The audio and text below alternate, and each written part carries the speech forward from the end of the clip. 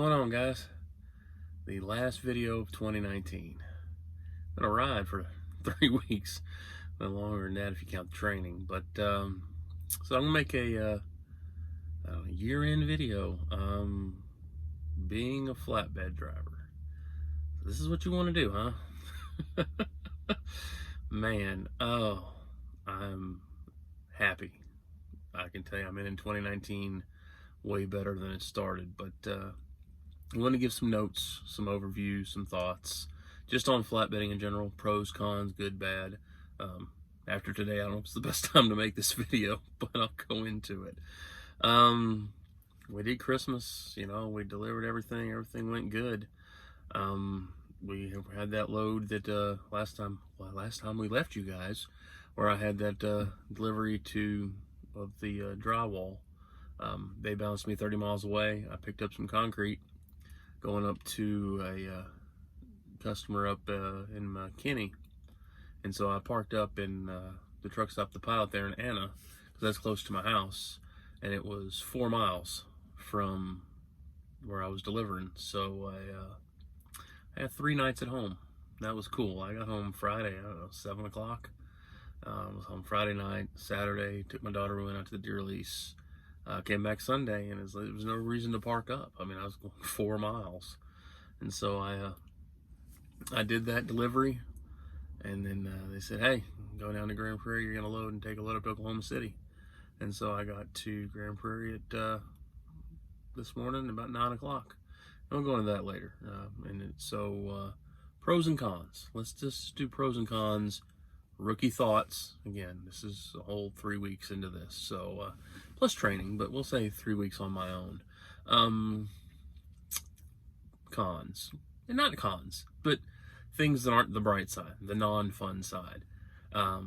This is the most labor-intensive job, I think, in trucking. I don't think anybody would doubt that, and it's more than I thought. I mean, when you're with the trainer, he's there to help you. He's there to guide you. He does little things, and you don't understand how quickly those little things add up. So that's been, again, sore, and I've lost weight. So it's not a con, but it is definitely, it's not the pretty side. I mean, you get done and you're sweating, and then you drive up like today, loading, get done sweating, and get up here and freezing because it's 26 degrees here. And so the temperature change is winter. I mean, it's part of it, but you definitely want to be in shape, or be willing to get in shape, because it can take it out of you. Those bungees and straps and everything's by yourself.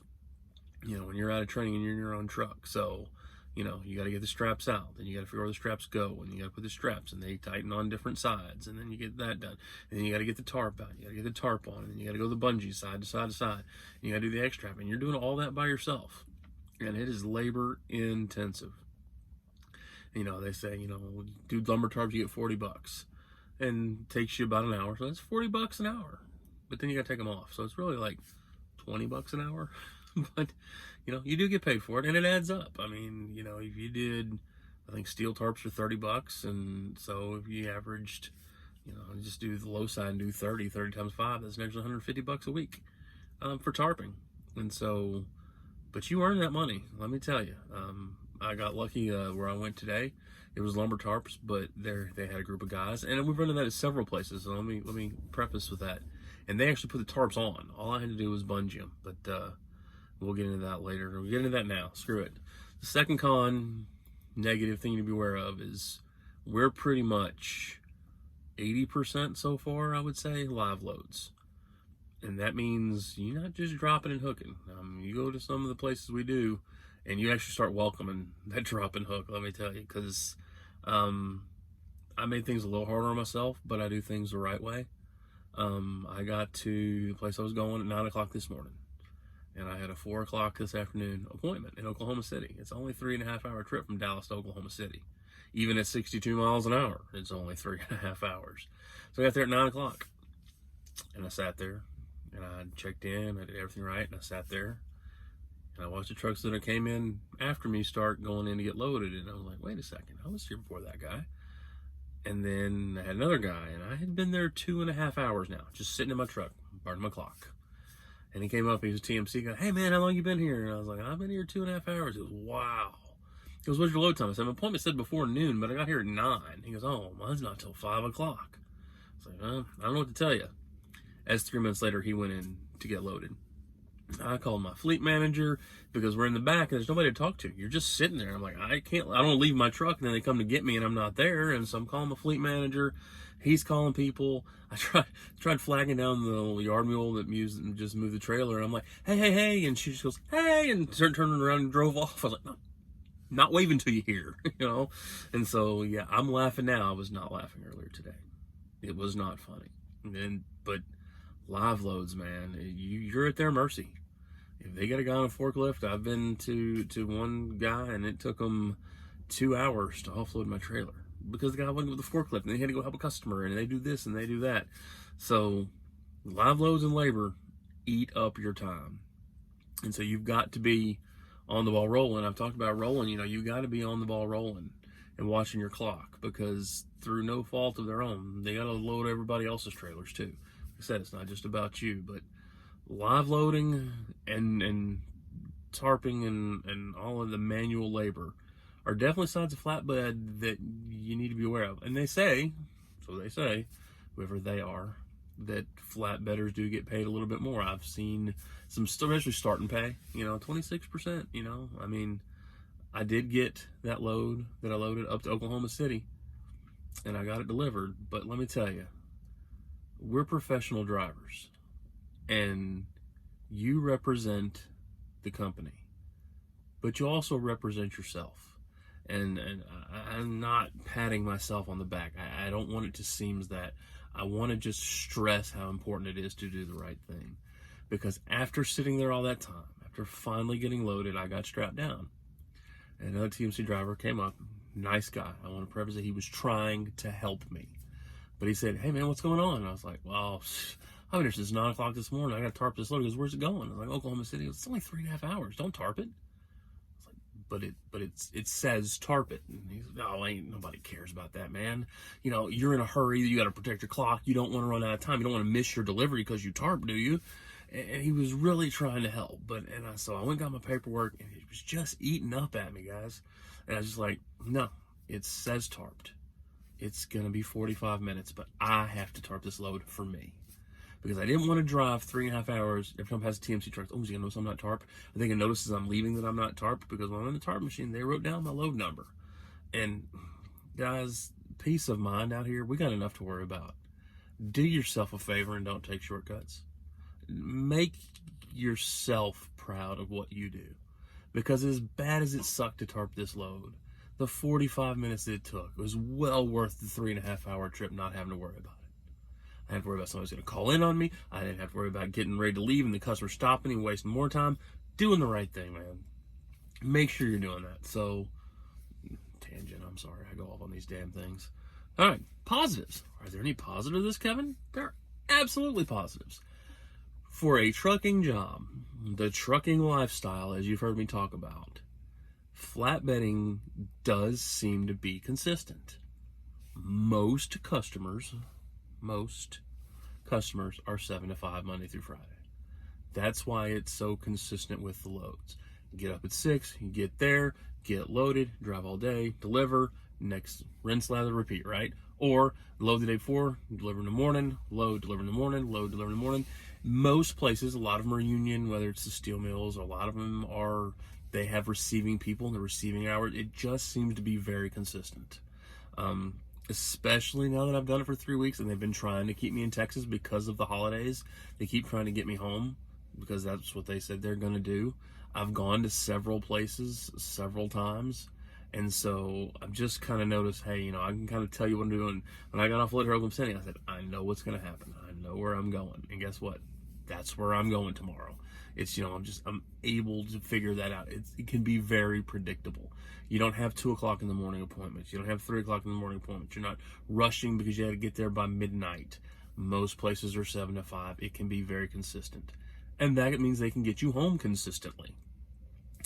I wasn't even planning on going home for the first. It wasn't that big of a deal. I've been so much Christmas, but the way the customers are working, because a lot of customers are closed on the first because it's a holiday, consistent, I'm going to be home tomorrow, which is a great thing. So it's definitely consistent. And that makes life predictable. That, you know, nothing is predictable, but that makes it seem predictable, I guess. Is that it's kind of rolling along. You kind of, okay, I know I'm going to go and know what I'm going to do. Sometimes I'll get a preloaded trailer, but even if it takes a little while to get loaded, not like today, but normally get loaded, you can be predictable. You're not going to be driving all hours of the night. You're not going to be driving at night hardly at all. Or as I'm driving at night now, it's because it gets dark so dead early. When it gets to the summertime, I'll be driving during the day the whole time, I can imagine. So that's cool. That's definitely a positive. It can be very predictable. Two, the pay. The pay seems like it's going to be good. The loads have not been consistent because of holidays, but I did 2 loads today, technically. You know, I did deliver the one from Friday today, and I'll get paid that next week. And I reloaded and delivered today and got another load. So I had about a $1,200 day. Not for me, for the truck. The truck had a $1,200 day. So if I could have kept that going without the first, it'd have been a really good week. And so I can see the bright side on the pay. I can definitely see that. Being live load, when it goes right, I can also tell you it goes pretty smoothly. A lot of times I went to another place and there was a Lowe's, I'll say it, and that concrete, and they had a forklift driver knew what he was doing. I was the first one there, and boom, I was out of there in 45 minutes. So the pay, the predictability are definitely positives of flatbedding. TMC, the truck's fixed. I haven't had any problems with the truck, man. It's just been rocking and rolling. I figured out how to work my heater. I've got my stuff on my truck.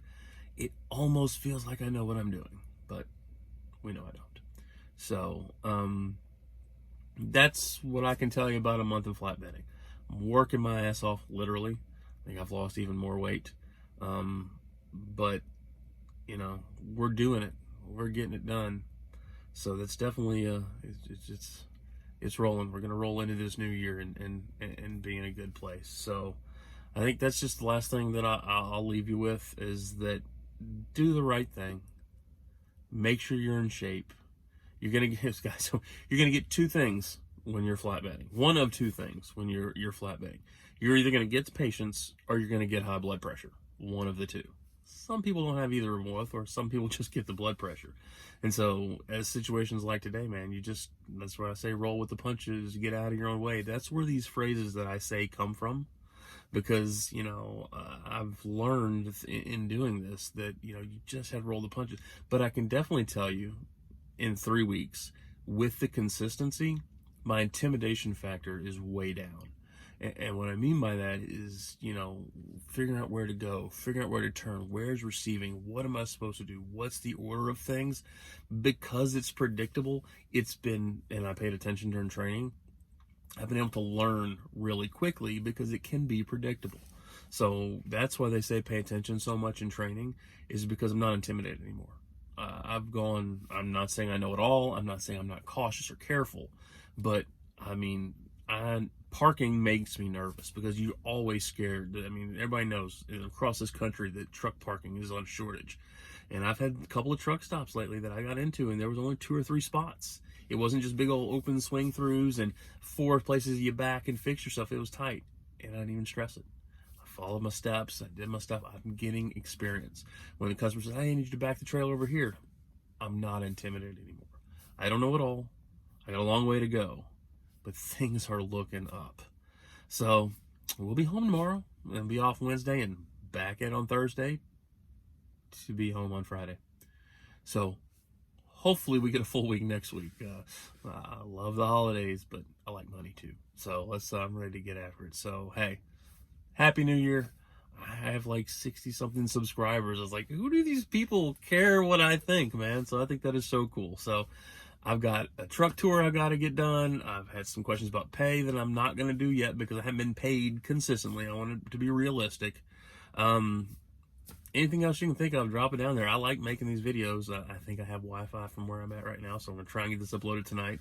If not, I'll upload it tomorrow. So, Happy New Year. We'll see you in 2020. Let's get rolling.